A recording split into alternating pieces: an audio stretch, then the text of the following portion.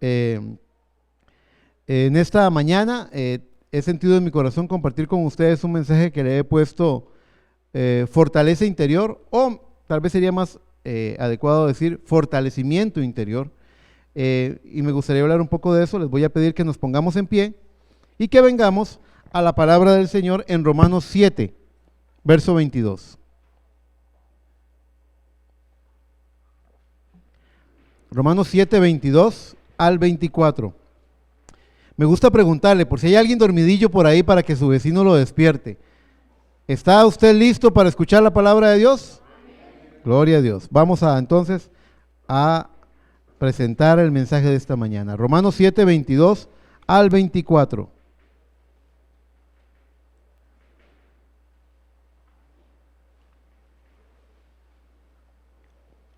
¿Lo tienen? Dice así: porque según el hombre interior me deleito en la ley de Dios, pero veo otra ley en mis miembros que se rebela contra la ley de mi mente y me lleva cautivo a la ley del pecado que está en mis miembros. ¿Cuántas leyes, verdad? La ley de Dios, la ley de mi mente, la ley del pecado.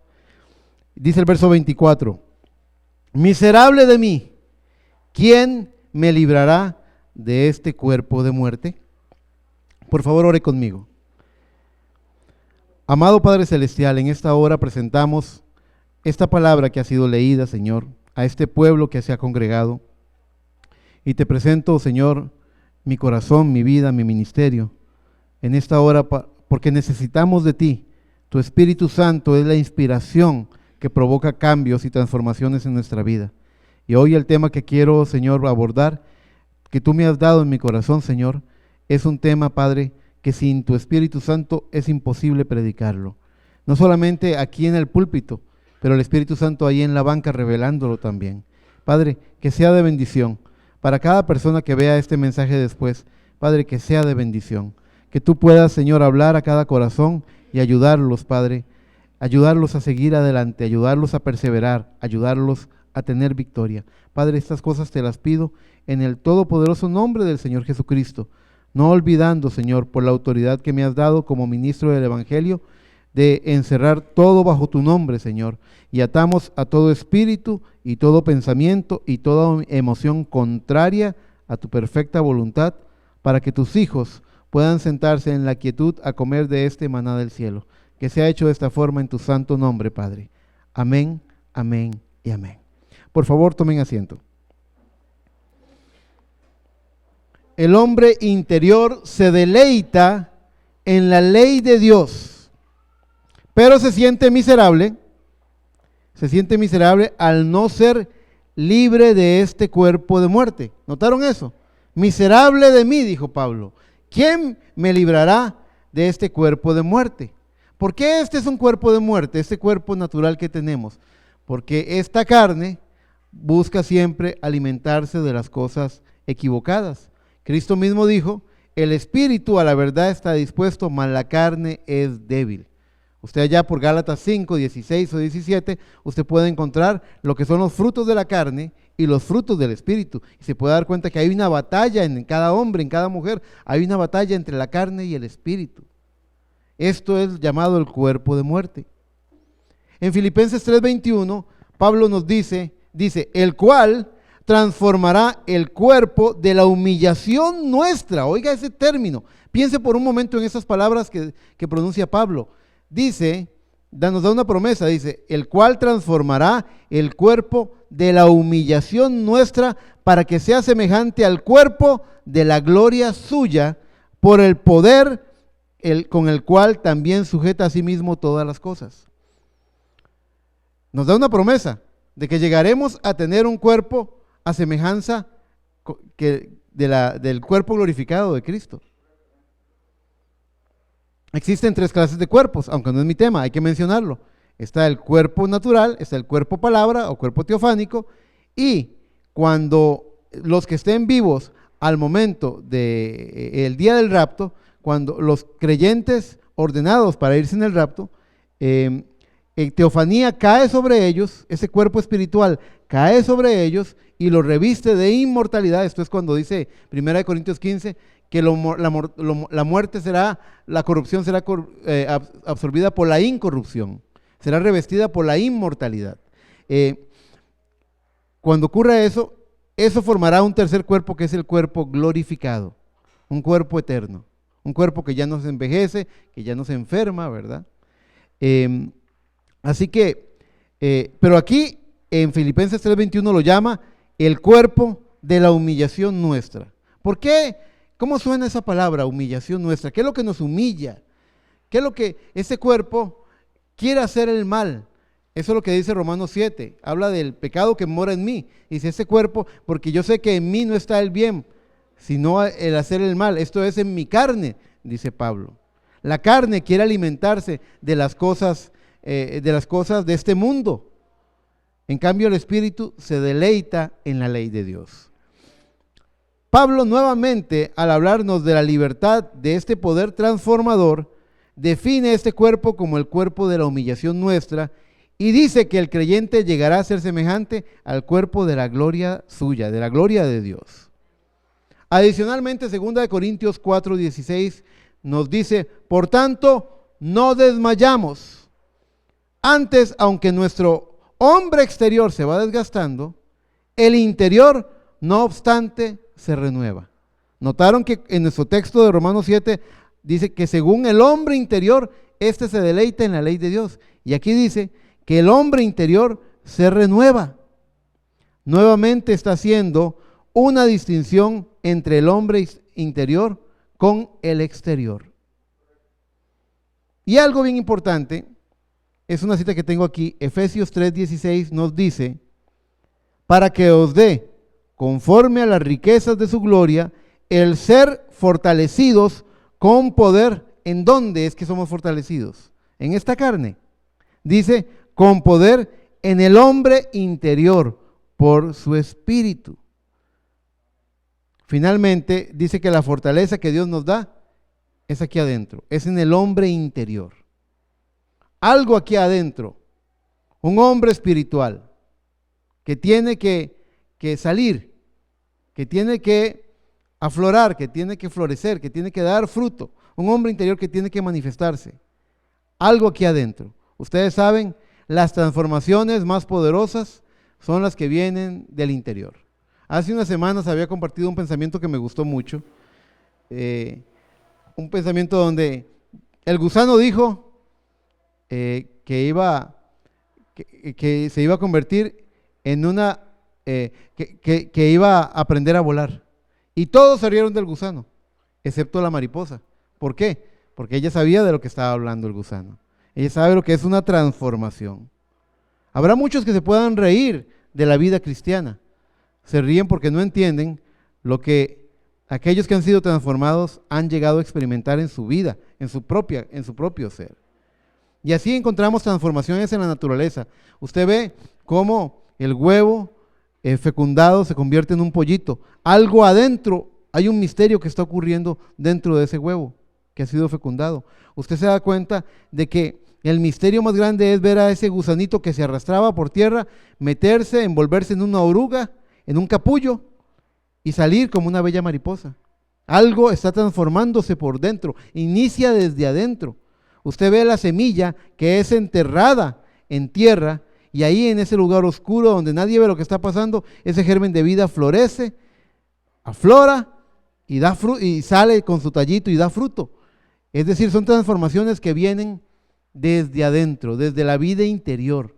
En el hombre interior nosotros tenemos ese mismo potencial. La naturaleza está predicando sobre nosotros, los creyentes, los que estamos supuestos a tener esa vida nueva en Cristo Jesús, a ser una nueva creación en Cristo Jesús. Vamos a tener esa clase de transformación. ¿Dicen amén? ¿Lo creen? Muy bien, muy bien. Fíjese que el mensajero, el hermano Branham, habla en un mensaje llamado Un abismo llama a otro abismo, y él hace una explicación a su manera, encuentra con sus propias palabras cómo explicar esto.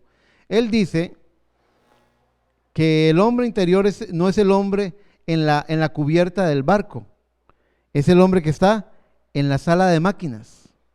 Es el hombre en la sala de máquinas es el que arranca el motor, es el que le da movimiento al barco. Dice el mensajero que Dios no quiere hablar con nosotros aquí, en este consciente, que Él quiere hablar con nosotros en el subconsciente, aquí adentro, donde se toman las decisiones.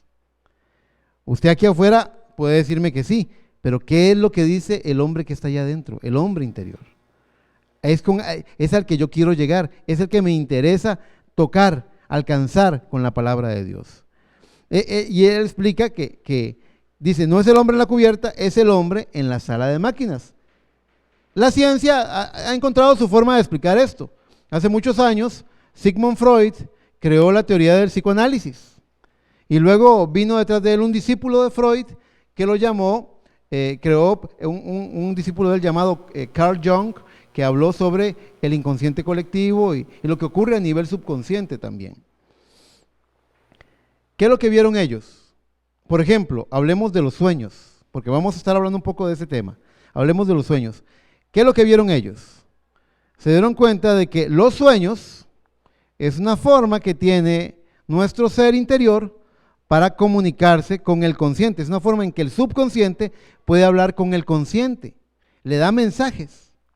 Les voy a poner un ejemplo, una mujer que estaba entrevistando a un especialista sobre estos temas de consciente e inconsciente y psicoanálisis.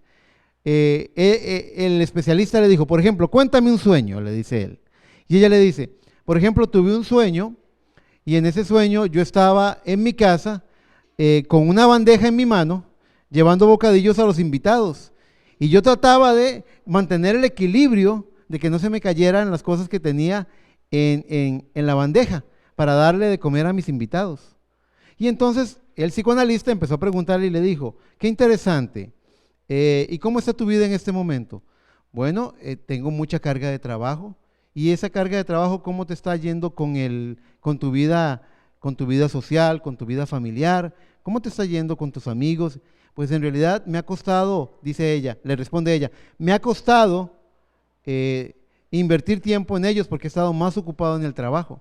Entonces le dice, fíjate que esa bandeja que estás tratando de mantener en equilibrio puede ser tu vida, que tal vez tu subconsciente le está diciendo a tu consciente que necesitas balancear mejor las cosas, que no puedes dedicarte tanto al trabajo que abandones a tu esposo, que abandones a tus niños, que abandones a tus amigos.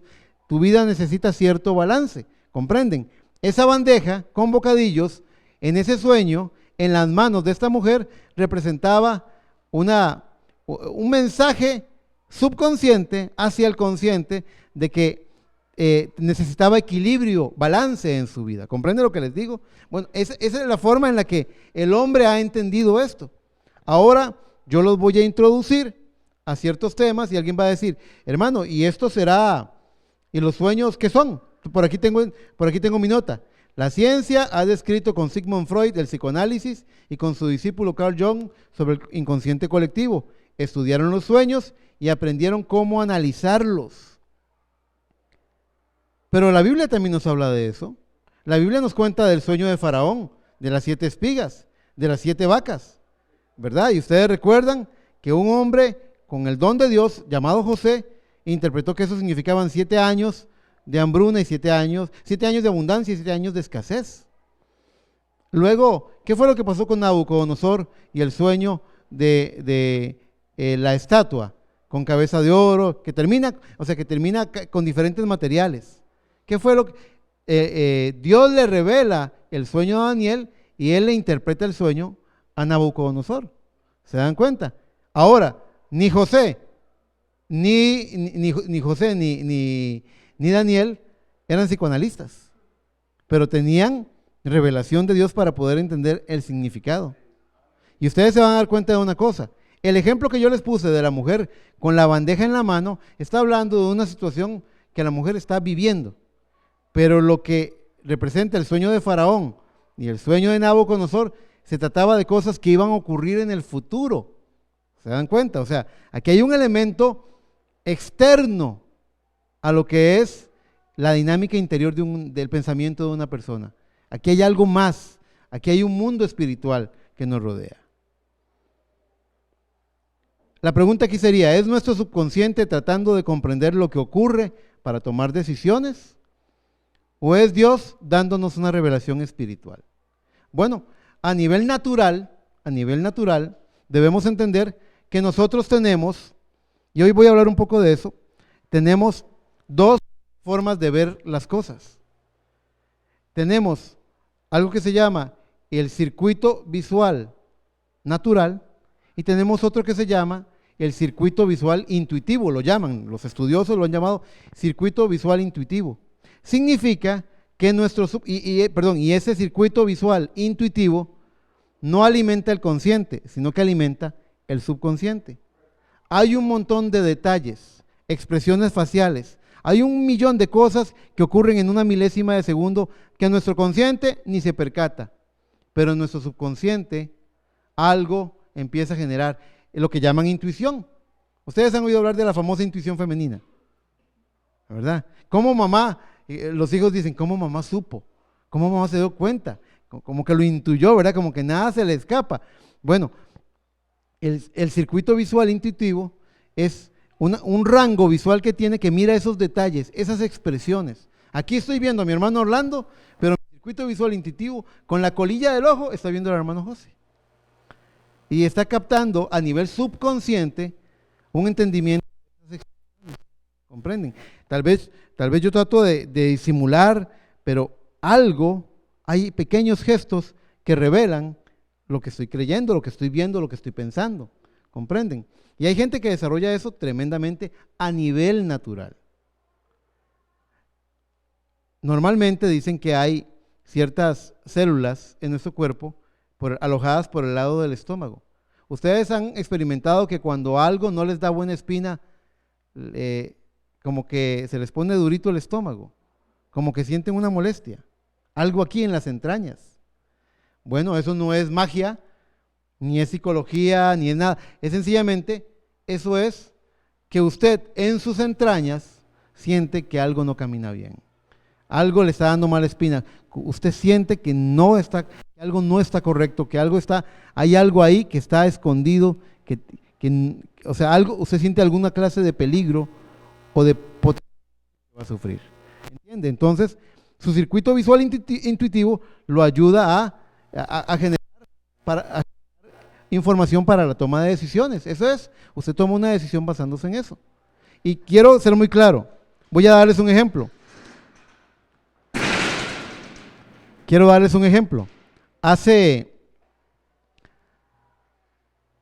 El ejemplo que les quiero dar es que hace como 14 años más o menos, porque nosotros vivimos un año en San José predicando aquí. Hace como 14 años, cuando estábamos buscando casa, recuerdo que habíamos visto una casa allá por El Achote y nos pareció bien la casa. Estábamos medianamente conformes con lo que estábamos viendo y casi que estábamos considerando si comprarla o no. Para eso teníamos que amarrar un trato como con 2 o 3 millones de colones. Y me acuerdo de que en aquel momento cuando yo hablé con el señor que me iba a vender la casa, y él me dijo, sí, me das 3 millones de pesos y cerramos el trato, la apartas con eso.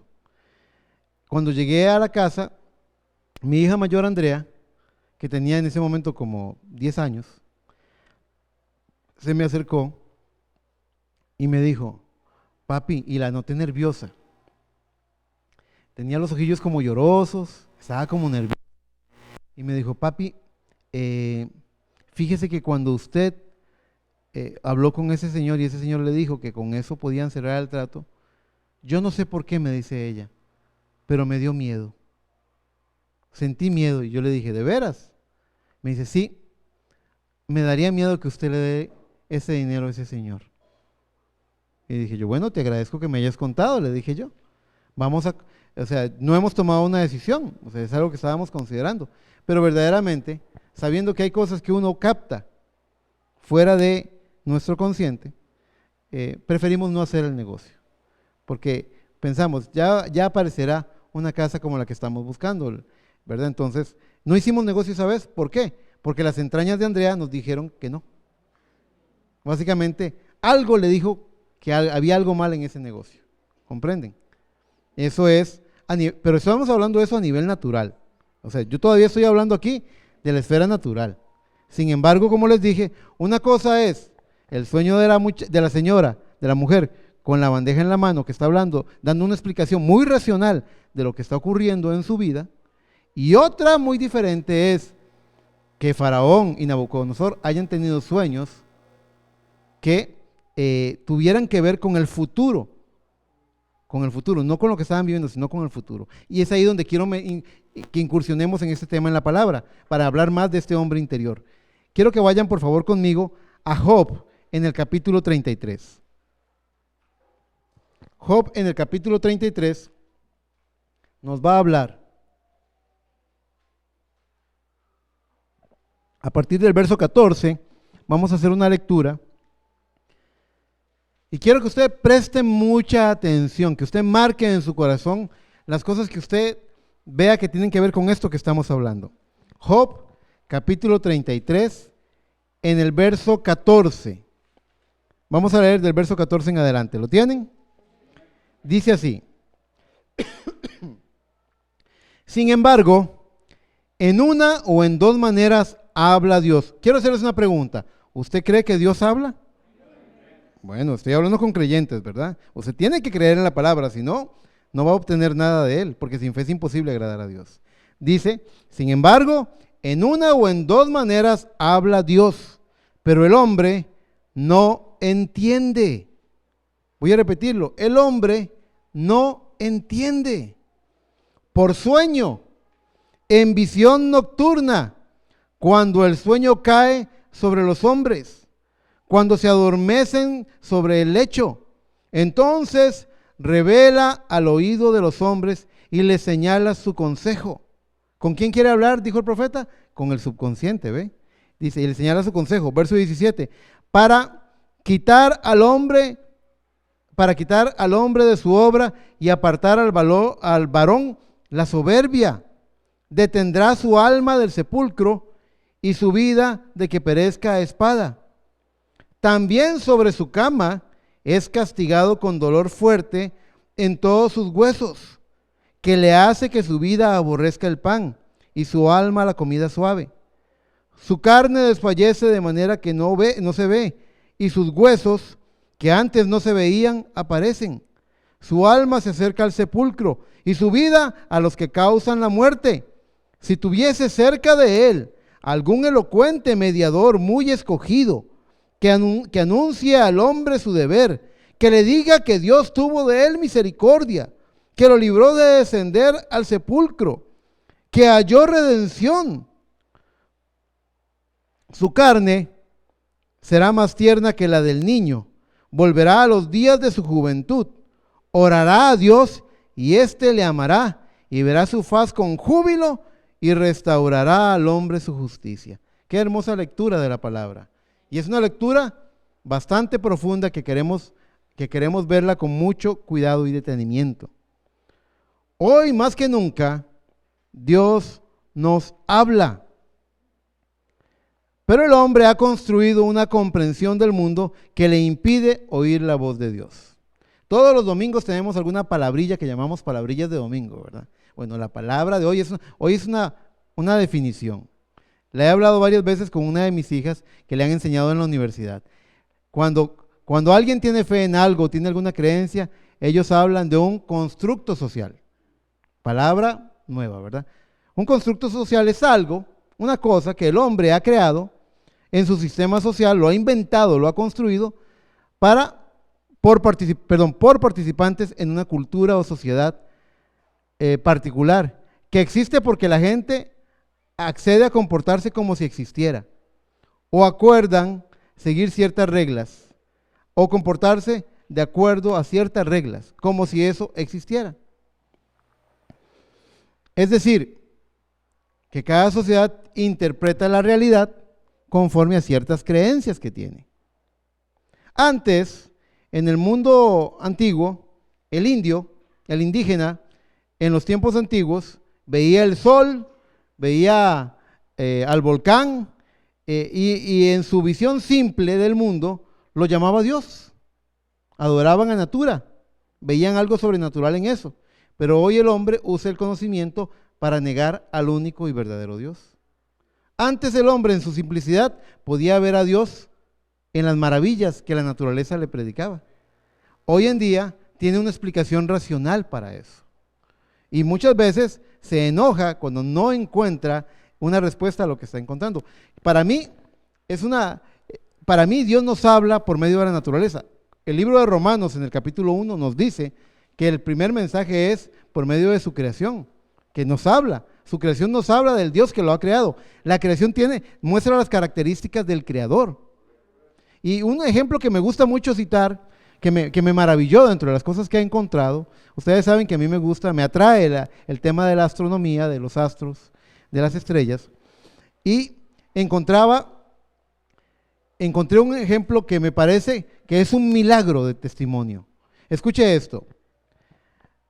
La Tierra está a cierta distancia del Sol y tiene un asteroide llamado la Luna.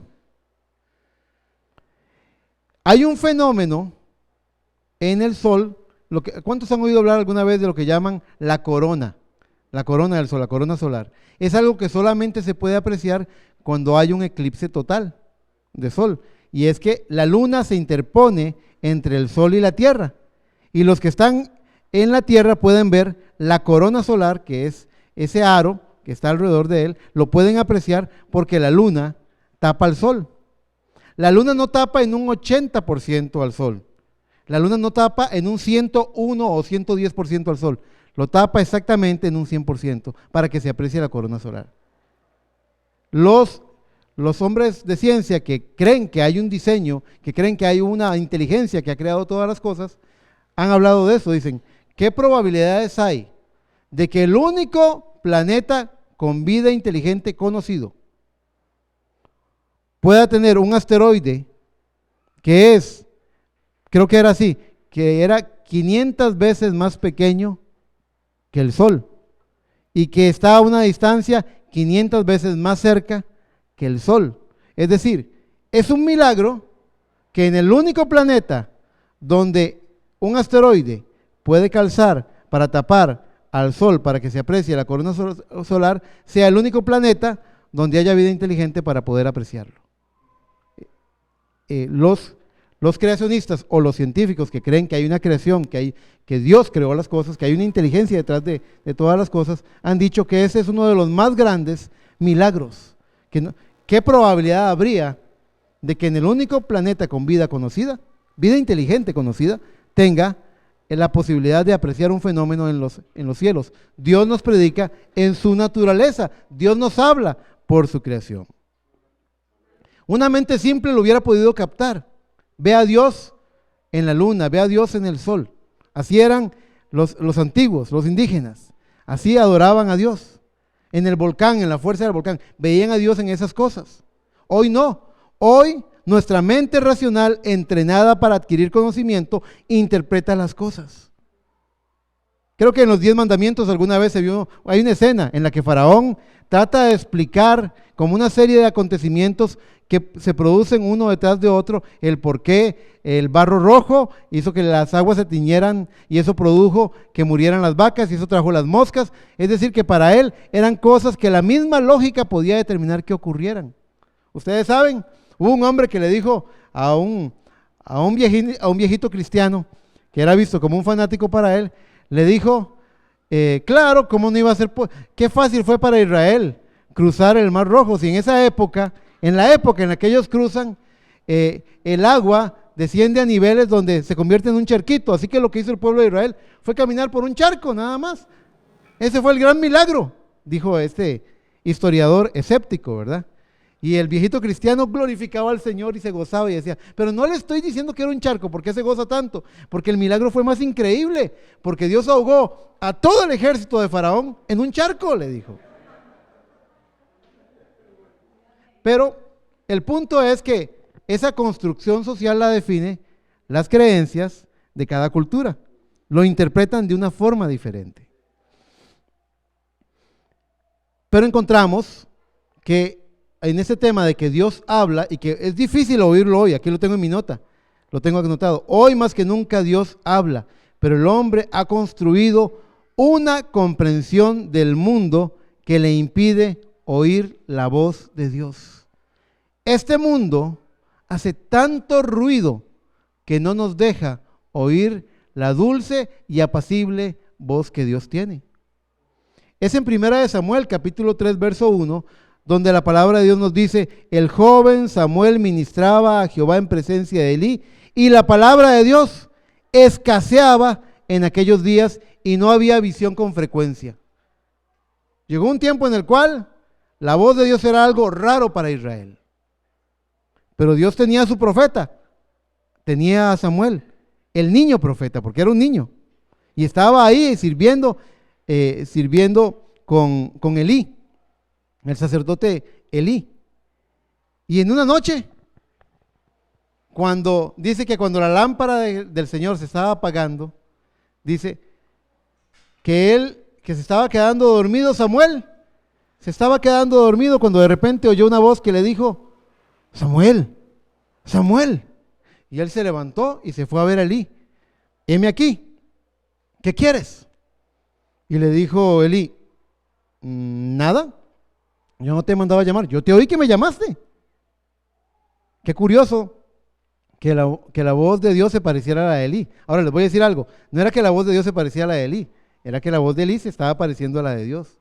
Cuando usted pone play a la cinta y usted escucha el mensaje, no es el timbre de voz, no son las cuerdas vocales del hermano Branham, pero hay algo en ese mensaje donde usted puede decir: esa es la voz de Dios. Cuando cada siervo de Dios, llamado, ordenado por Dios, predica la palabra, en donde Dios lo ha puesto y predica la palabra, si usted oye una voz que no es la voz del pastor, de este pastor, es la voz del gran pastor, del príncipe de los pastores. Cristo dijo: mis ovejas oyen mi voz. Todo hombre que predique fielmente la palabra de Dios está transmitiendo la voz de Dios. No te mandé a llamar, le dijo Elí a Samuel. Está bien, me estaba quedando dormido, seguro me lo soñé. Y se acostó y se estaba durmiendo nuevamente. Samuel, Samuel, él oyó. Y fue por segunda vez y fue por tercera vez. Y dice la palabra de Dios que Elí comprendió que Dios estaba llamando al niño, que él entendió eso. La voz de Dios se puede oír, pero tenemos que hacer a un lado todo este ruido que nos aturde. Les decía que a mí me encanta la astronomía. Yo tengo ahí un juguetito que me regalaron cuando cumplí 50 años. De niño siempre quise tenerlo y lo tuve al llegar a ser un niño de 50 años. Me regalaron un telescopio, muy lindo. Y viera que en estas zonas donde hay luz eléctrica se aprecia muy poco, se puede apreciar muy poco. ¿Por qué? Uno tiene que buscar lugares donde no haya tanto ruido, tanta luz, tanta cosa, salirse del conglomerado, apartarse. Y espiritualmente es lo mismo. La luz se aprecia mejor en la oscuridad. Y es lo mismo, espiritualmente hablando, usted necesita apartarse. Es bueno que cada uno de nosotros tenga un lugar donde apartarse. Yo tengo varios lugares. Este es uno de mis lugares favoritos. Pero que usted tenga un lugar a donde apartarse para ir a hablar con Dios, conversar con Él, hacerle preguntas, que usted tenga un lugar de diálogo con Dios. Samuel estaba muy cerca de aquella cortina, detrás de aquel velo estaba el arca del pacto. Así que Dios le habló cuando se estaba quedando dormido. También dice la palabra de Dios en Números 12:6, y Él les dijo: oíd ahora mis palabras, dice Dios, cuando haya entre vosotros profeta de Jehová, le apareceré en visión, en sueños hablaré con él. Vea a Dios hablando en sueños. En Números 12:6 dice la palabra de Dios, ya lo cité. La segunda forma en la que Dios, tengo uno aquí, yo sabía que me estaba brincando uno.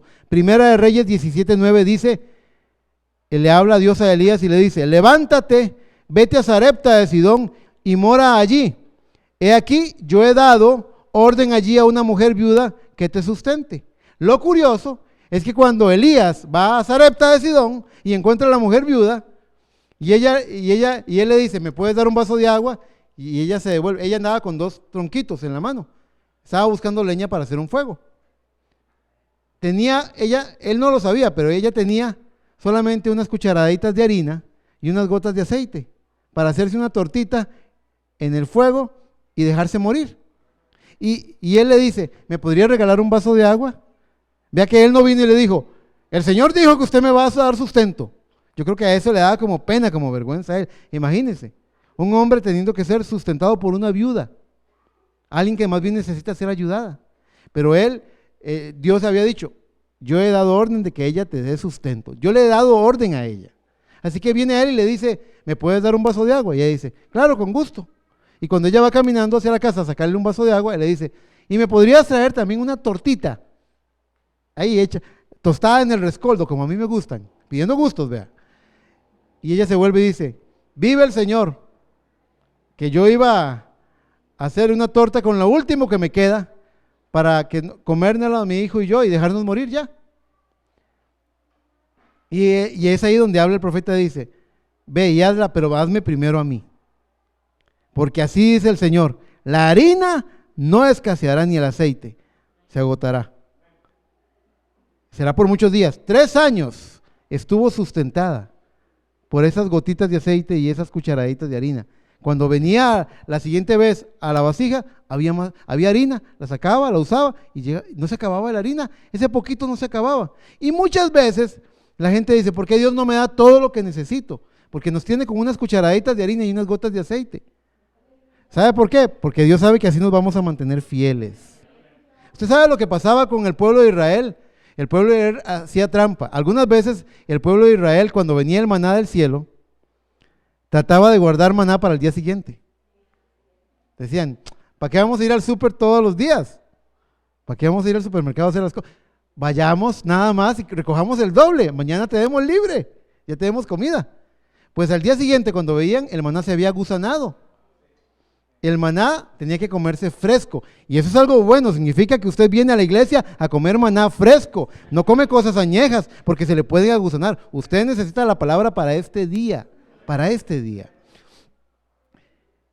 Así que es fresca la comida que se tiene que comer. El único lugar donde el maná siempre está siempre fresco es en el lugar santísimo. Ahí, si usted está en el lugar santísimo, en su lugar celestial en Cristo Jesús, el maná siempre va a estar fresco, delicioso, siempre va a estar en su punto exacto. Pero allá afuera, en las cosas del mundo, el maná se agusana y hay que volver a venir al día siguiente para seguir comiendo. La viuda, Dios le hizo ese milagro, pero lo interesante, por lo que cito esta historia, es que Dios dijo, yo le he dado orden a ella. Y cuando ella le da esa respuesta de que solamente tiene un poquito de harina y aceite y que se lo iba a comer para dejarse morir, el profeta se da cuenta que parece que ella no se ha dado cuenta que Dios le ha dado una orden a ella de que lo sustente. ¿Se fijan? Voy a volver a leer el texto. Primera de Reyes 17:9 dice, levántate, vete a Sarepta de Sidón y mora allí. He aquí yo he dado orden allí a una mujer viuda que te sustente. Ahora, ¿a quién le habla Dios? ¿Al hombre en la cubierta o al hombre en la sala de máquinas? Dice el profeta en un abismo llamando a otro. Él quiere hablarle al hombre en la sala de máquinas. Él quiere hablar con el subconsciente. Las más grandes transformaciones que ha tenido la vida vienen del interior. Los más grandes milagros y cambios vienen del interior, como el huevo que se convierte en pollo, como el gusano que entra en un capullo y se convierte en mariposa, como la semilla que es enterrada en lo oscuro de la tierra y se convierte en una planta. El milagro de la transformación es aquí adentro, en el hombre interior. Es aquí donde cambian las cosas. Pero Dios nos habla por sueños también. Ahora, la lectura de Job 33 también nos habla que hay una segunda forma en la que Dios le habla al hombre y este no entiende. ¿No todo eso usted, Tony? Dice, en una o en 2 formas habla Dios con el hombre, pero el hombre no entiende. Este hombre natural, este hombre consciente no entiende. Dice, sobre su cama, castigado con fuerte dolor.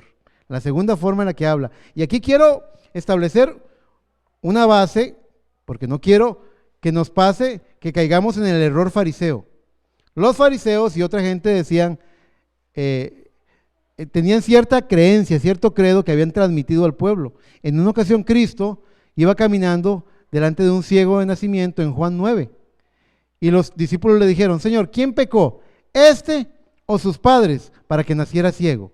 Y él dijo, no es por el pecado de sus padres o de este. No es que estaban libres de pecado, pero no estaba ciego por el pecado. Dice, más para la gloria de Dios, este hombre está ciego, para la gloria de Dios. Dios iba a hacer un milagro con él. Los fariseos habían creado la creencia y muchas veces vemos a la gente cuando alguien está enfermo o le va mal en los negocios o pierde un trabajo o tiene problemas. ¿Quién sabe qué está haciendo usted? ¿Sabe qué papel está tomando usted? El papel de Bildad, el papel de Zofar. ¿Sabe quién eran ellos? Los amigos de Job. Tú pecaste, reconoce que tú pecaste. ¿Ve? Estaban tratando de, esa es una doctrinita, una creencia que anda por ahí. A este le va mal. Y esa doctrinita es casi que el mismo fundamento, hermano Jaime, casi que es el mismo fundamento de la creencia de la prosperidad. Los que predican prosperidad dicen que si usted no tiene casa y 2 carros, prácticamente está en pecado. Es una creencia que hay. Pero Dios nos prueba de muchas formas. Ahora, no podemos validar ese pensamiento. No creemos en que Dios enferma a sus hijos. Dios no enferma a sus hijos.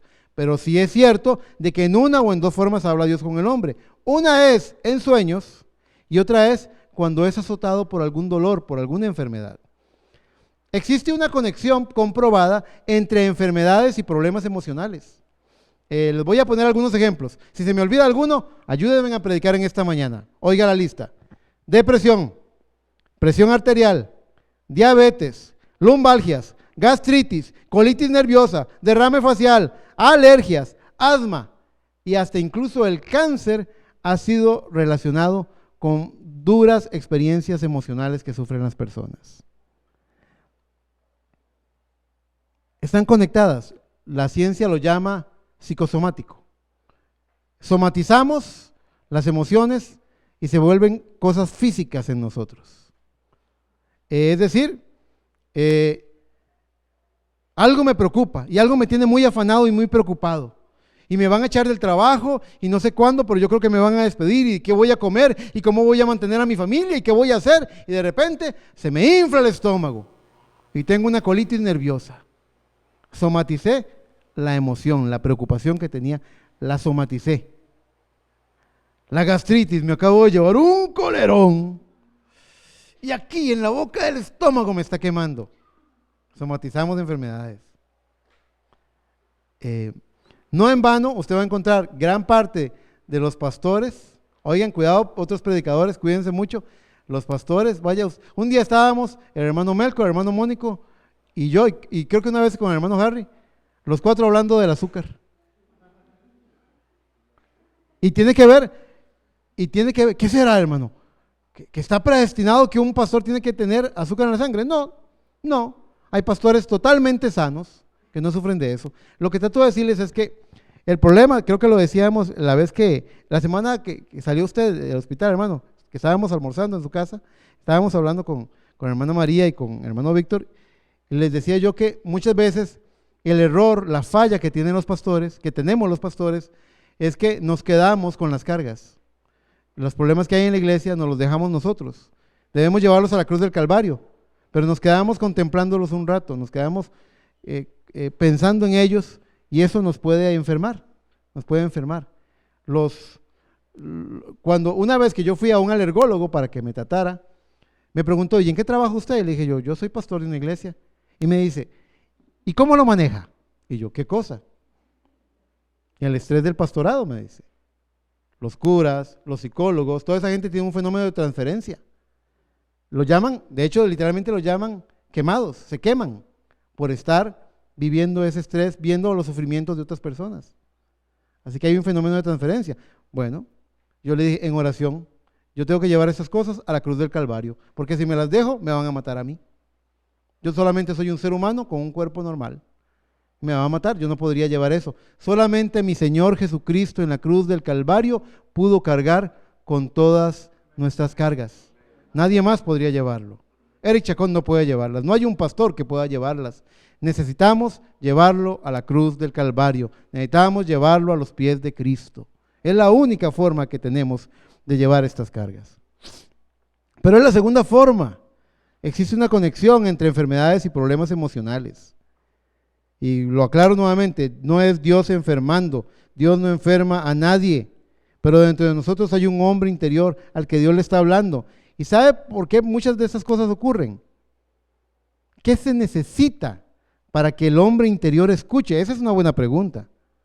¿Qué se necesita para que el hombre interior escuche la voz de Dios? La lectura que tuvimos en Job 33 dice, si tuvieras cerca algún elocuente mediador, muy escogido, que anuncie al hombre su deber, que le diga que Dios tuvo de él misericordia, que lo libró de descender al sepulcro, que halló redención. Pues nosotros tenemos un mediador, un elocuente mediador, elocuente. Les voy a decir, dice 1 Timoteo 2:5, porque hay un solo Dios y un solo mediador entre Dios y los hombres, Jesucristo hombre.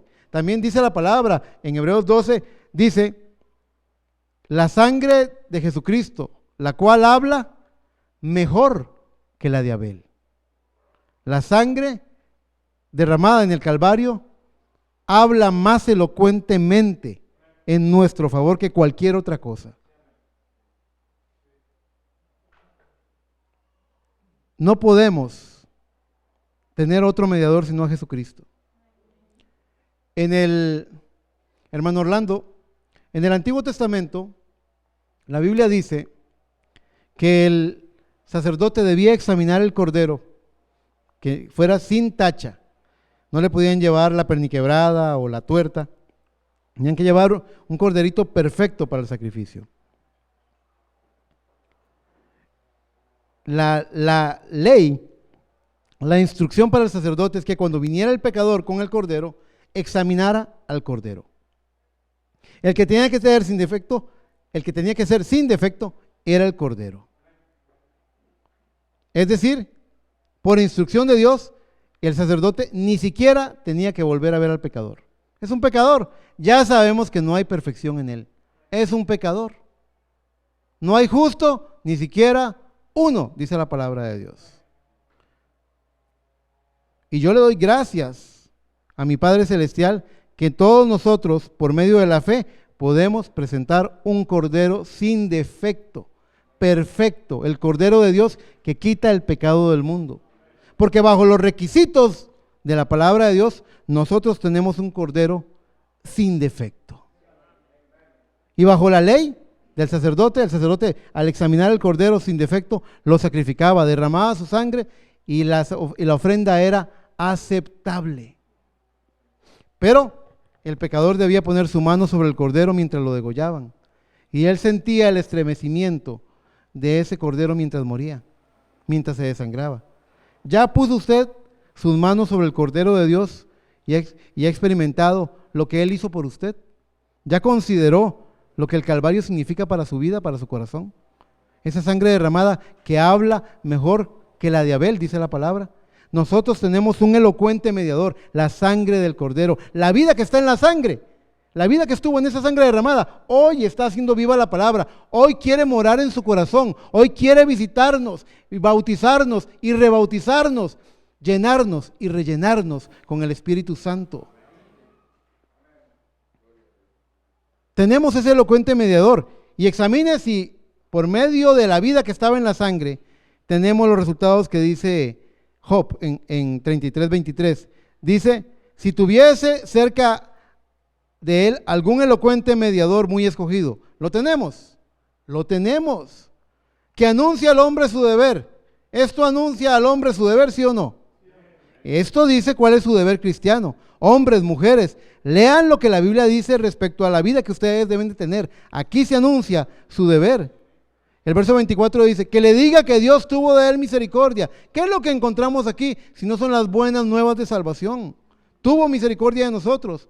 Que le libró de descender al sepulcro. Él nos ha dado la victoria sobre la muerte. Que halló redención, dice Job 33, 24. Todo esto lo hallamos en la obra de Cristo en el Calvario y la palabra provista para este día. Y por medio de su palabra, anuncia al hombre su deber, le dice que tuvo misericordia y que puede ser libre de la muerte y habla de su redención. Entonces, su palabra ha venido para fortalecer a ese hombre interior anunciando estas promesas. Hay otra palabra de domingo que tenemos por ahí guardada. Ayer me la hizo recordar el hermano Lehman con un video que me compartió. Ayer en el consejo que estábamos compartiendo después del Cineforo, hablamos de el tema era reto de valientes, entonces recordé el testimonio de este hombre, James Buster Douglas, que fue el hombre que venció por primera vez, que noqueó por primera vez a Mike Tyson.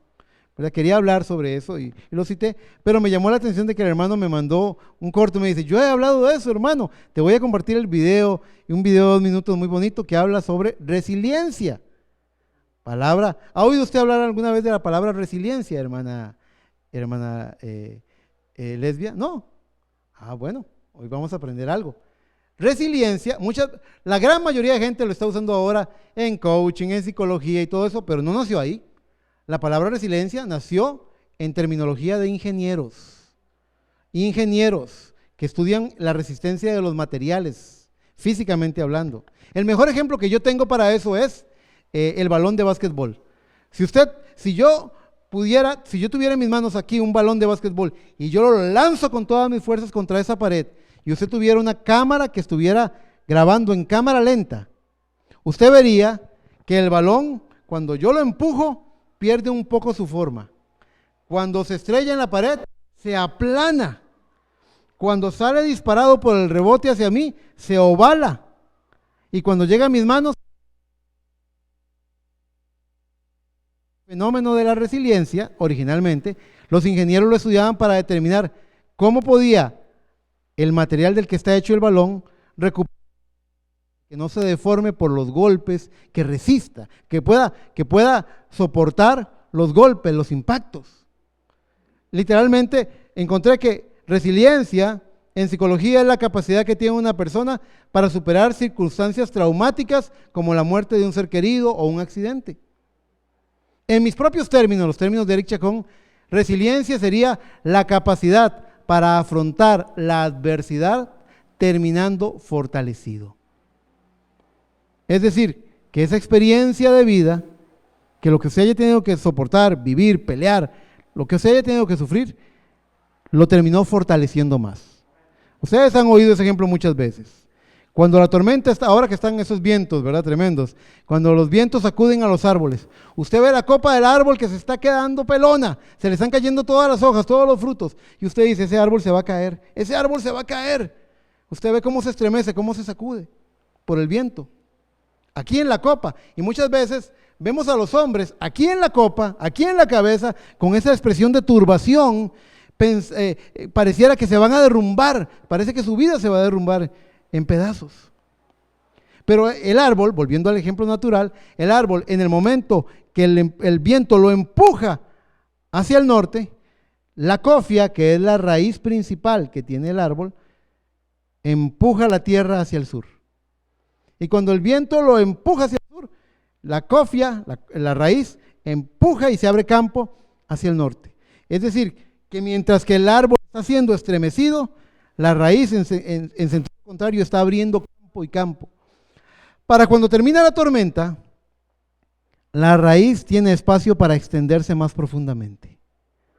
Es decir, que ese árbol, después de esa tormenta, terminó fortalecido para soportar tormentas más grandes que antes. Y nosotros, aquí en la copa de este árbol, pudiéramos vernos turbados, preocupados, nos estamos derrumbando aquí en la copa. Pero si usted tiene su raíz en Cristo Jesús, si Él es su fundamento, si Él es su raíz, y usted, entre más lo sacudan las cosas de esta vida, entre más lo turben las cosas de esta vida, más se arraiga en Cristo y más se profundiza en Cristo, cada experiencia que usted viva va a ser para que usted esté preparado para pruebas más fuertes. Usted va a terminar fortalecido. Eso es lo que significa resiliencia. Usted va a decir, hermano Eri, pero usted estaba hablando del hombre interior, de que Dios quiere hablarle al hombre interior. Por ahí voy, téngame paciencia. ¿Qué es lo opuesto a la resiliencia? Es resistir, es no aceptar.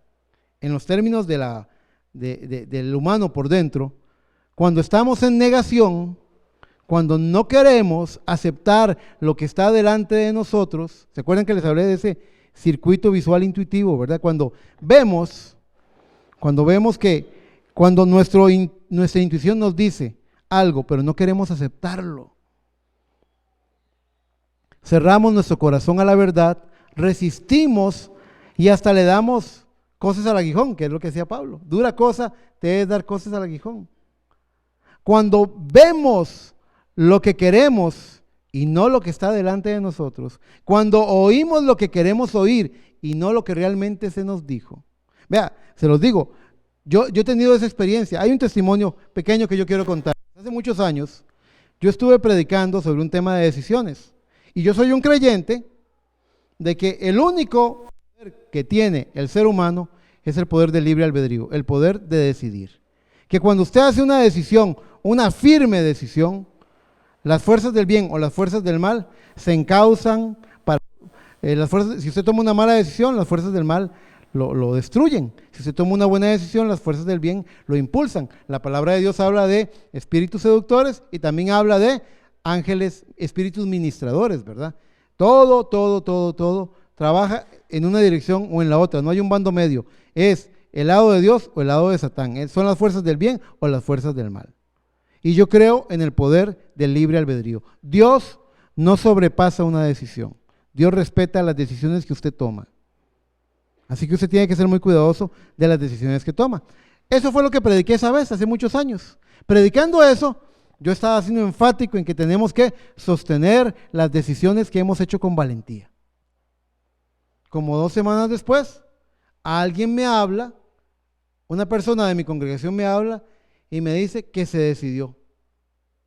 Que decidió que no va, que ya quiere alejarse de su pareja matrimonial, que quiere terminar eso.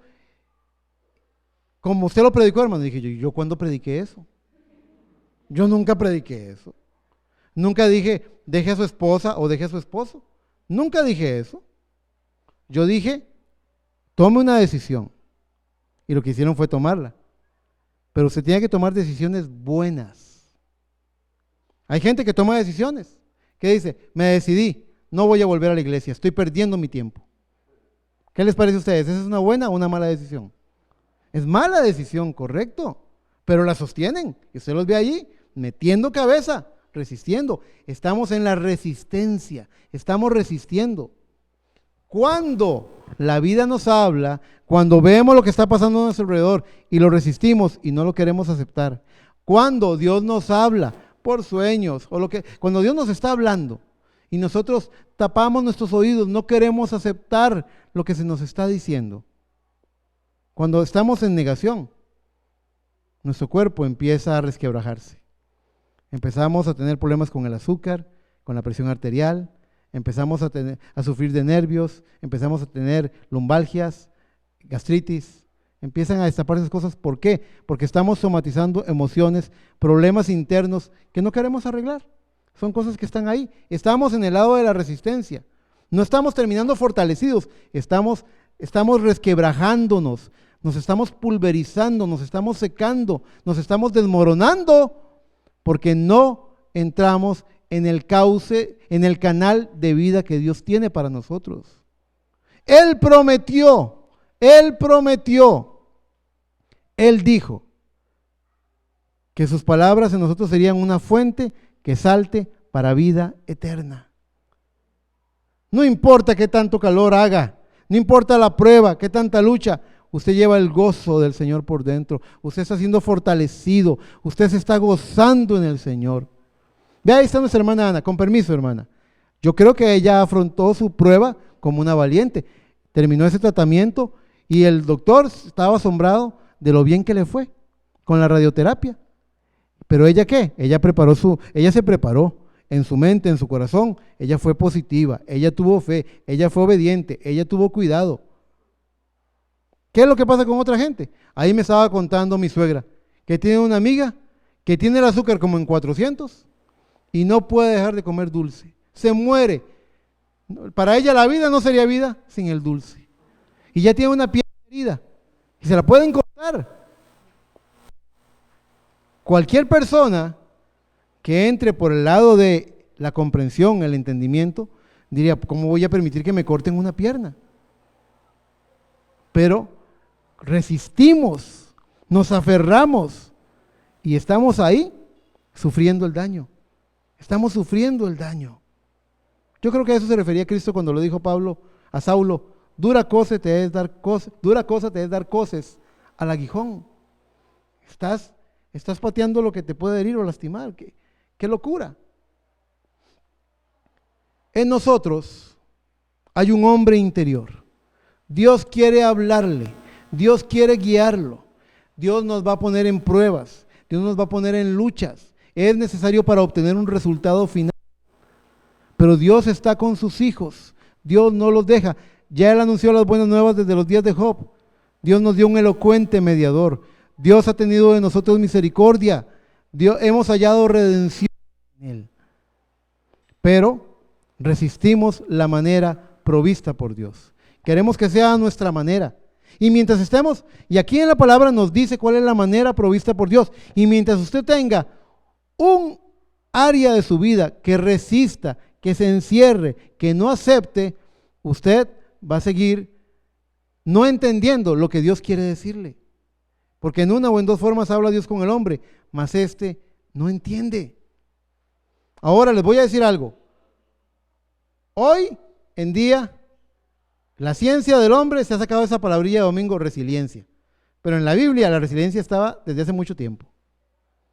La palabra de Dios nos dice en Filipenses 4:12, sé vivir humildemente y sé tener en abundancia.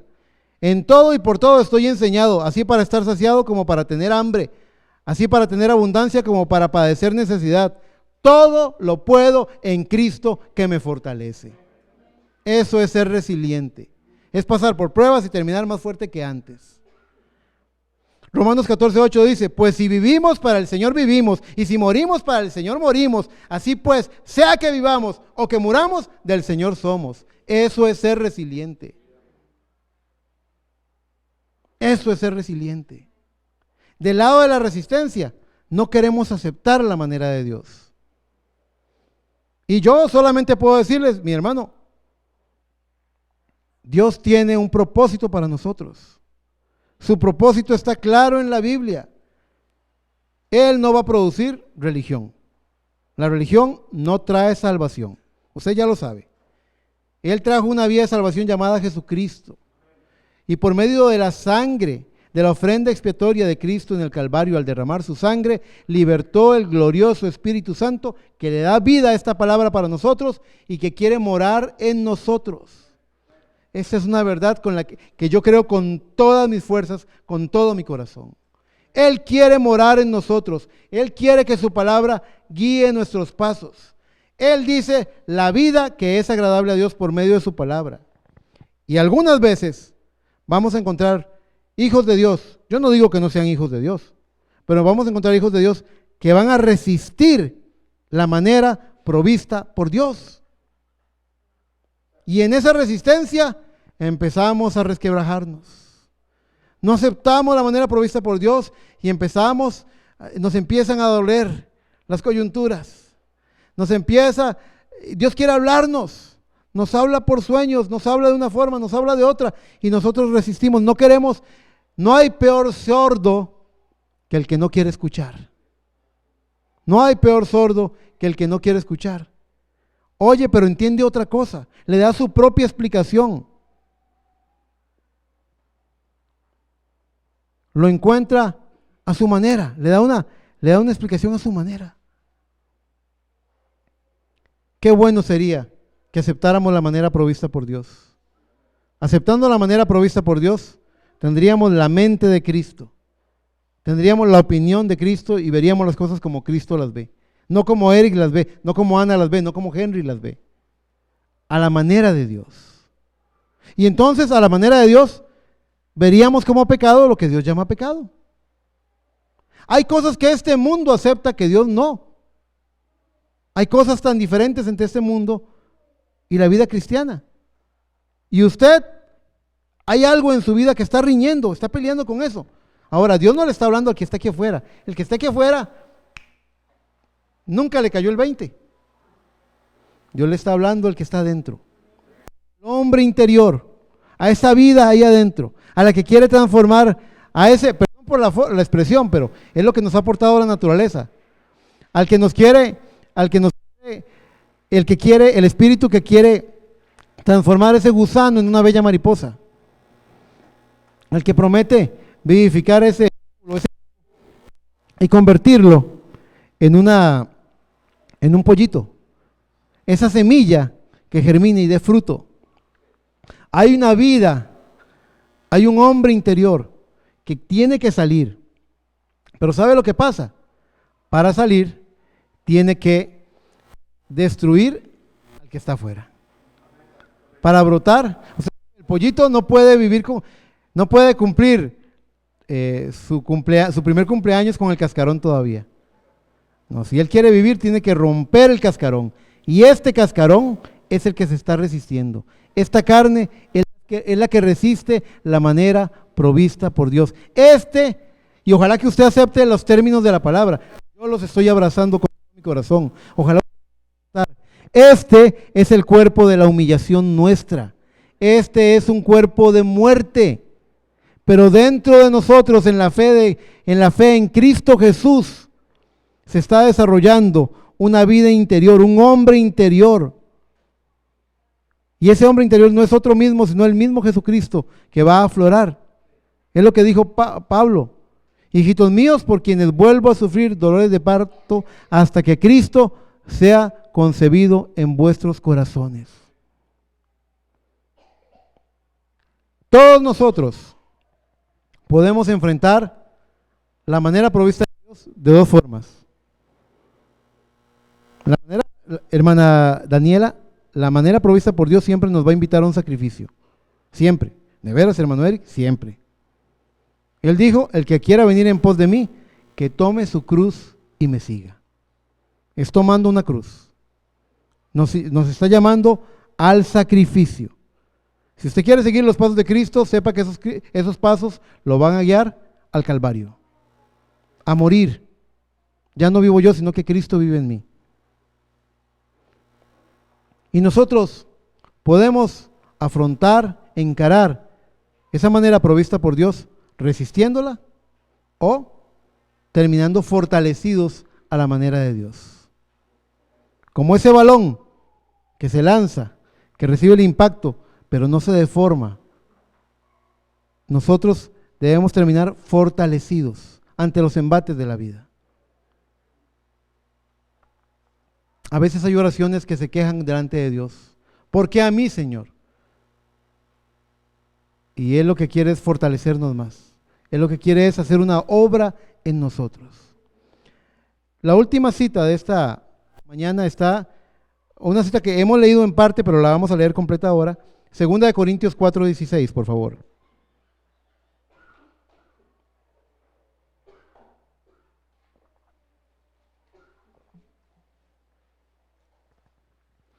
Segunda de Corintios 4:16.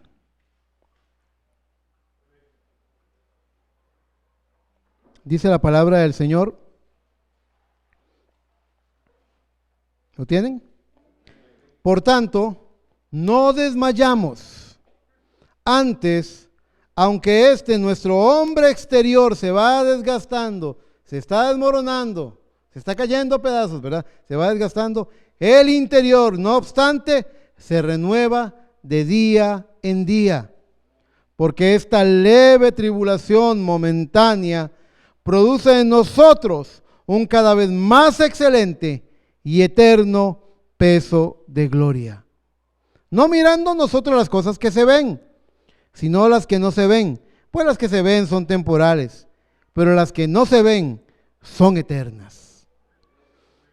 Dios quiere hablar al corazón del hombre. Hay un ruido, un mundanal ruido que quiere distraernos y aún conquistarnos. Vemos la manera provista por el mundo, que es placentera. Vemos la manera provista por Dios, que es llevar la cruz. Y tenemos que, y muchas veces queremos que Dios nos bendiga, pero queremos estar en la otra manera. Y en esa resistencia que tenemos aquí adentro, ese conflicto interior, estamos resquebrajándonos. En muchas áreas, usted puede ser una persona que se ha santificado, que guarda testimonio, pero sepa que una pequeña raíz de amargura, un pequeño rencor que usted alimente, que usted diga, sí, yo sé que debo perdonar, pero ese es un sinvergüenza, ese que hizo algo malo y le guardo rencor. Guárdeselo si quiere. Usted es el que usted está resistiendo la manera provista por Dios. Usted es el que se está desmoronando, resistiendo eso. Ay, hermano Eri, pero es que usted no sabe lo que me hicieron, usted no sabe lo que he sufrido. Yo sé lo que quiero que viva, que goce. Esa fuente de agua viva. Y ninguna fuente puede dar agua dulce y agua amarga a la vez. Usted no puede, como dice, claudicar en dos caminos.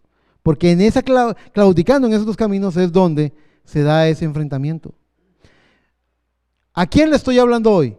¿Aquí al hombre en la cubierta del barco? No, este es un mensaje. Este es como un torpedo a profundidad de submarino que estoy lanzando para el hombre interior, para el hombre que está en la sala de máquinas. Este es un mensaje para el hombre interior. Tal vez el hombre exterior no vea. Yo creo que se pudo haber predicado un mensaje más bonito, un mensaje, con mejores temas más importantes. Pero el hombre interior está captando, va a captar. Si no está resistiendo, va a terminar fortalecido. La próxima prueba que venga a la manera provista por Dios, usted va a decir, muy bien, esto me va a fortalecer. Acepto la manera provista por Dios. Tomo mi cruz, lo hago a la manera de Dios.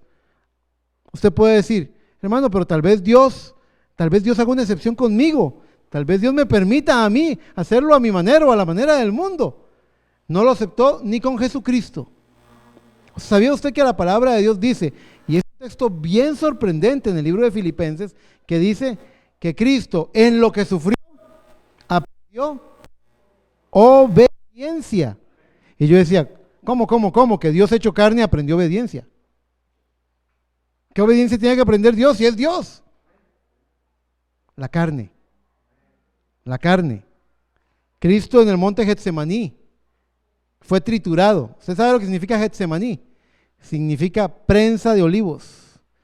El fruto de las aceitunas se echan en la prensa y se gira la prensa y la prensa destruye, estripa, destruye completamente al olivo y de él saca el aceite de olivo virgen. ¿Y sabe lo que es el aceite de olivo virgen? Es el tipo del Espíritu Santo.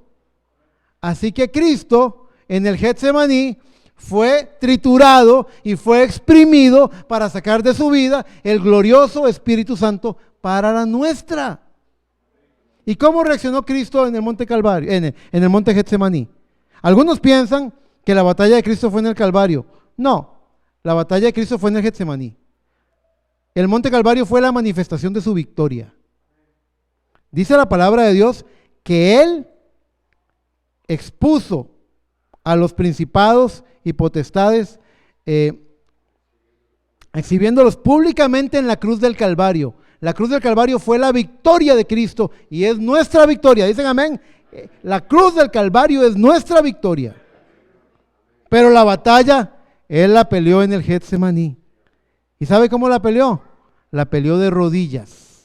Así se pelea esta batalla, de rodillas se pelea, en oración. Y en el Getsemaní, la carne dijo que pase de mí esta copa, si es posible. Pero rápidamente el Espíritu dijo, mas se haga mi voluntad y no la tuya. La palabra dice que Cristo en lo que sufrió aprendió obediencia. ¿Cómo la vamos a aprender nosotros? ¿Con palmaditas en la espalda? Cuando usted, padre o madre, alguna vez tuvo que darle alguna disciplina a su hijo, corregir algo que no estaba correcto, ¿para qué lo hizo? Para que aprendiera, para que mejorara. Así que es lo mismo con la disciplina del Señor, que ya ustedes saben, les he dicho, disciplina no significa castigo, sino entrenamiento. Estamos aprendiendo de Dios. Si Cristo, Dios hecho carne, dice el libro de Filipenses, que Él aprendió la obediencia en lo que sufrió, nosotros cuando Cristo dice, el que quiera venir en pos de mí, que tome su cruz, también vamos a sufrir cosas, también vamos a ser probados, también tenemos una escuela que pasar, tenemos que pasar por nuestro Getsemaní también, tenemos que rendir la carne, tenemos que decir que se haga tu voluntad y no la mía también. Pero estamos, cuidado con esa resistencia, recuerden, lo contrario a la resiliencia es la resistencia. El ejemplo que les ponía del balón es como si yo agarrara una de estos, un bombillo. El bombillo, al igual que el balón, es redondo. Y lo estrello contra la pared. No va a rebotar. Se va a hacer polvo y va a quedar destruido ahí. Porque resistió. Porque trató de aguantar el golpe. Pero el balón no trató de aguantar el golpe, el balón se rindió, el balón dejó que la presión lo moldeara, le cambió la figura, lo tornó en otra cosa diferente, lo mandó de vuelta, pero cuando llegó a las manos del que lo lanzó, el balón estaba perfecto. Ríndase por favor a Cristo, escuche las palabras de su pastor. Si Dios le ha revelado que yo soy su pastor, ríndase por favor a Cristo y deje que esta presión, aunque usted diga, pero me está cambiando la forma, lo está haciendo más fuerte. Usted va a terminar más fuerte que antes. Vea, ayer lo decíamos. Ayer hablaba de David y decía que hubieron 3 valientes. Ayer hablé de que habían 30 considerados los valientes de David. Pero dentro del grupo de 30 hubo 3. Que dice la palabra, y ninguno como aquellos 3. Y esos 3 valientes de David tenían una distinción de los demás. Los 30 habían aprendido a ser valientes viendo el ejemplo de David. Y son cosas que podemos aprender con el ejemplo. Pero los 3 tenían un motivo mejor todavía que ese. Los 3 oyeron al rey David decir, ¿quién me diera a beber?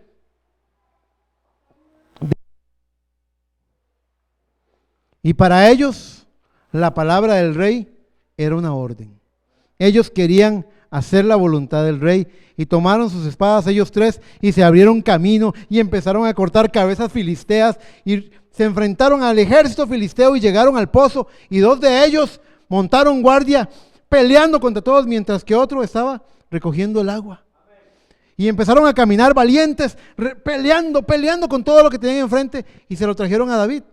Imagínense, y dice la Biblia que David tomó la taza con el agua y dijo, ¿cómo podría yo beber de esta agua? Sería como la sangre de mis hombres.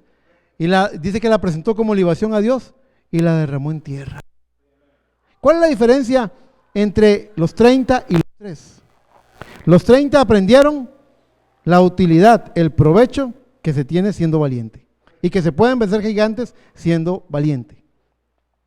Pero los 3 tenían una pasión por hacer la voluntad de su rey David. Yo les decía anoche, ¿podríamos nosotros, quién se atrevería a hacer lo mismo por el hermano Eric? Nadie, porque el hermano Eric es un hombre pecador, por la gracia de Dios redimido, pero pecador. ¿Quién podría, qué es lo que dice la palabra de Dios? ¿Quién muere por el bueno? ¿Quién osa siquiera morir por el bueno? Nadie. ¿Quién va a seguirme a mí ciegamente? Ciegamente, a ojos cerrados. Nadie. Nadie debería seguir a ningún hombre ciegamente, porque la palabra de Dios dice, maldito el hombre que cree en el hombre. Está en la palabra, es la verdad. Pero nosotros tenemos un rey David. Nuestro David es Jesucristo. A Él le creemos ciegamente. Ciegamente. A Él le obedecemos a la manera que Él lo dijo. Y si usted puede creerle de esa forma y obedecerle de esa forma, usted es uno de esos 3. Y si no, es uno de los 30, que gana reputación al lado de los 3. Gana reputación, pero no, ninguno como los 3. Usted, esa novia de Jesucristo, sin mancha y sin arruga, es el fruto de haber aprendido la obediencia. Yo he escuchado gente que me dice cuando doy un consejo en privado, me dicen, bueno, lo voy a obedecer para que no digan que no hice caso. Y van así, van obedeciendo así. Qué pereza. Lo voy a hacer porque hay que hacerlo. Voy a hacerlo porque el pastor lo dijo, pero qué ganas de no hacerlo. Y van pateando el tarro, ¿verdad? Y van con pereza, Esa no es obediencia perfecta. Eso si acaso es obediencia. Si acaso, obediencia perfecta es otra cosa. Es sacrificarse. Dios le dijo a Abraham, mañana quiero que tomes a tu hijo Isaac y me lo sacrifiques en el monte Moria. ¿Y sabe lo que dice la Biblia? Abraham, que amaba más que nada a su hijo Isaac, dice la palabra de Dios, y a mí me admiro, se tiene que aprender a leer entre líneas. Dice que se levantó muy temprano, cuando todavía era oscuro, se levantó y preparó todo. A él le urgía hacer la voluntad de Dios. Y viene su propio hijo y le dice, papá, aquí está el cuchillo, pero ¿dónde está el animal del sacrificio? ¿Qué pregunta más desgarradora para un padre que lo que Dios le estaba pidiendo a Abraham? Pero el corazón de Abraham, obediente, dijo, sacrificio. Dios se va a proveer. Y cuando estaban ahí, y Dios dijo, no extiendas tu mano sobre el niño, porque ahora veo que temes a Dios. Había un carnero trabado de los cuernos en los zarzales. Eso es obediencia perfecta. Obediencia perfecta es hacerlo a la manera de Dios porque Dios lo dijo. ¿Es un sacrificio? Sí, va a ser un sacrificio. Pero lo hacemos exactamente como Dios quiere que sea hecho. No nos quejamos. No lo hacemos a regañadientes. No arrastramos los pies. Nos levantamos temprano en la mañana porque nos urge hacer la voluntad de Dios. Nos urge hacer obediencia perfecta. Y es difícil, dificilísimo. Por eso es más fácil ser parte de los 30 que de los 3. Ser parte de los 3 valientes implica que su compromiso es con la voluntad. Y ese era el ejemplo que teníamos en Cristo. Yo tengo una comida que vosotros no sabéis. Mi comida y mi bebida es hacer la voluntad del que me envió. Eso es. Así que obediencia perfecta no es decir, lo voy a hacer porque ya habló el pastor y qué pereza. ¿Por qué tuvo que decirlo? Eso no es obediencia. Tal vez tengo un cachitito así, pero yo lo hice, dicen. Es lo que dijo Saúl. ¿Saúl qué dijo? Vengo de hacer la voluntad de Dios, pero lo hizo a su manera. Perdonó al rey que tenía que... Vea, estaba estudiando yo y yo decía, Saúl era un hijo de Dios, porque Saúl era un hijo de Dios. Él no se perdió, pero Saúl tenía un espíritu incorrecto de verdad. Vean, Saúl perdonó al rey que tenía que destruir. Y luego Leo estaba estudiando ayer, un día eso voy a predicar sobre eso, en 2 Samuel 21, que intentó arrasar con los gabaonitas, con los que Israel tenía pacto y no podía romperlo, y que Dios más bien castigó con una hambruna a Israel por lo que hizo Saúl de querer destruir a los gabaonitas. Al que no tenía que destruir, quiso destruir, y al que tenía que destruir, lo perdonó. Siempre tratando de hacer las cosas a nuestra manera, como yo creo que deben ser hechas. ¿Cómo necesitamos rendirlo todo a Cristo?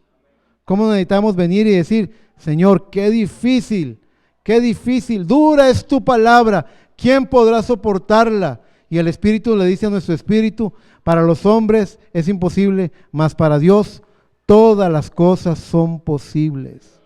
No es con ejército, ni con fuerza, mas con su Santo Espíritu, dice el Señor. Tenemos que tener confianza en nuestro Rey David, nuestro Jesucristo. Tenemos que estar dispuestos a darlo todo. Y usted estará del lado de la resiliencia. Las pruebas van a venir, el sufrimiento va a venir, pero le aseguro que usted va a terminar fortalecido. Usted va a tener una conciencia tranquila. Usted aceptó la disciplina y como dice Hebreos 12, usted va a tener el fruto apacible de justicia a los que en ella han sido ejercitados. Eso es. Dios quiere ejercitarnos en hacer su voluntad. Dios quiere que aprendamos a caminar. Dios quiere que este mundo nos vea caminar y cuando nos diga, ¿y por qué no de esta forma? ¿O por qué no de esta otra? Porque Dios dijo que de esta. Porque esta es la manera que agrada a Dios.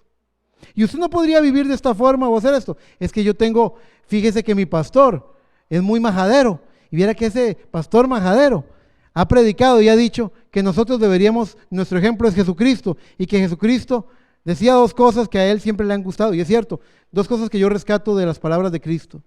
Cristo dijo, por esto me ama el Padre y nunca me deja solo. Porque yo hago siempre lo que a Él le agrada. Y Él dijo, el Hijo no puede hacer nada, sino lo que va a hacer al